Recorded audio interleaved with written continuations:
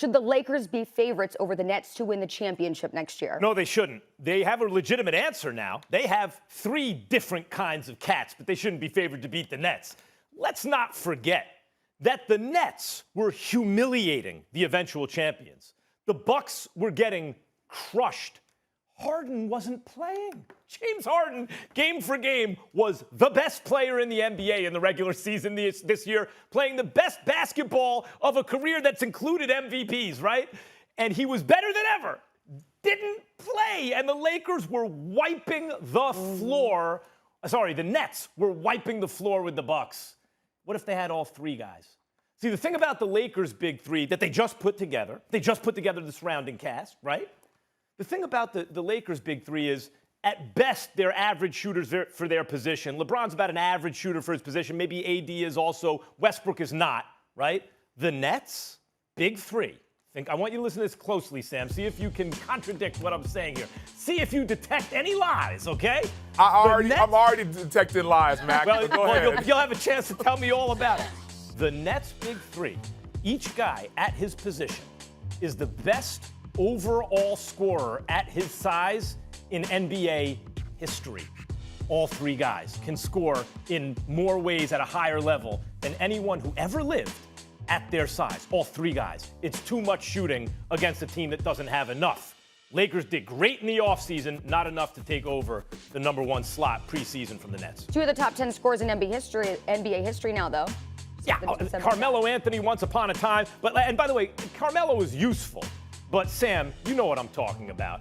I'm talking about the 3 best scorers at their size who ever lived, and they all still got it. Lakers need a little more. Yeah, Max, I hear what you're saying, but I'm detecting lies because, yes, they may have the 3 best scorers at their size. And, yes, Harden, as you mentioned, game for game may have had the best season of his career. But remember, James Harden wasn't healthy the whole season. Remember, James Harden in the playoffs, oftentimes his production decreases. Let's not forget that when you bring superstars together, it doesn't always work. I'm reminded of my chemistry class, right? In chemistry, we all took chemistry. You put a bunch of elements together and they make something new. And sometimes these elements will make an amazing new kind of creation. And other times it'll blow up in your face. And I think what we're seeing with Brooklyn is that we're not seeing all these pieces come together to make something greater. You see James Harden, who's super talented. You see KD, super talented. You see Kyrie, super talented. But when they play together, they don't always mesh. But when I go to the Lakers and I go to LeBron James, right? LeBron James in the last 11 years has been to every single final when he's been healthy. Obviously, 2019 wasn't healthy. They didn't go. Obviously, last year, LeBron wasn't healthy. They didn't go. So it's more than just about the talent you have when it comes to scoring. It's also about what kind of leader are you? If I'm picking a team, Max, you can look at me as however you want to look at me. If I'm picking a team, I'm picking a LeBron James-led team every single day of the week. Get to the finals.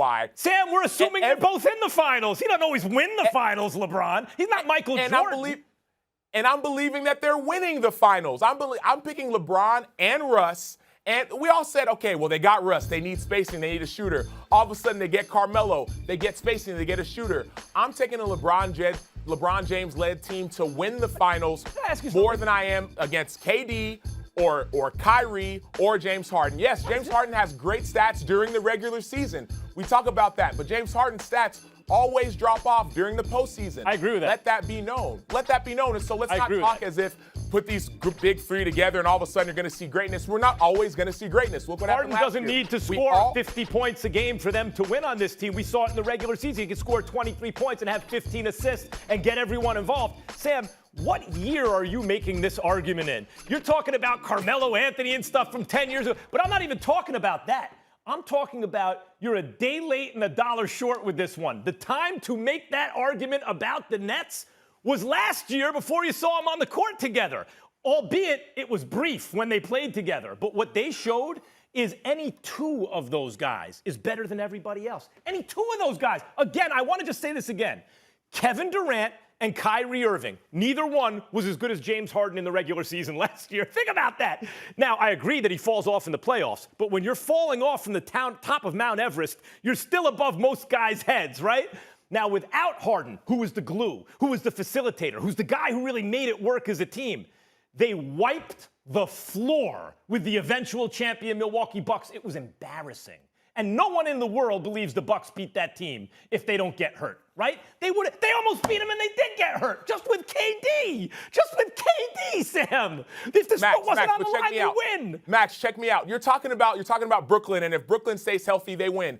Everyone was talking about LeBron and the Lakers. If they stay healthy, they would have won. They would have been in the finals. We all know that. So a healthy LeBron, a healthy AD. Mind you, LeBron missed 26 games last year. LeBron was limping into the playoffs. AD got hurt. Remember, let's not forget the team that went to the NBA Finals, the Phoenix Suns. LeBron and his Lakers, they were up 2-1 against the Suns. They were up 2-1. They were also up at halftime, and then AD gets hurt. And then all of a sudden the series changes. And so, yes, a healthy Brooklyn team is talented, but a healthy Lakers team, let's not forget, you said $1 short and a day late. Last year we were all talking about the Lakers going to and winning an NBA championship.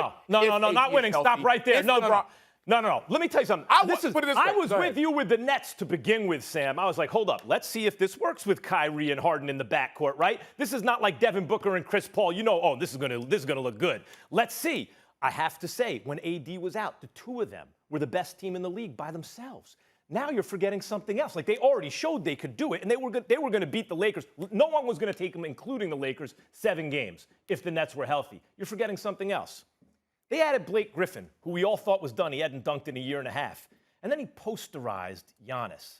Now, Sam, what does that mean, that he posterized Giannis? Blake Griffin's game was never, he's going to kill you from the outside, dazzle you with footwork.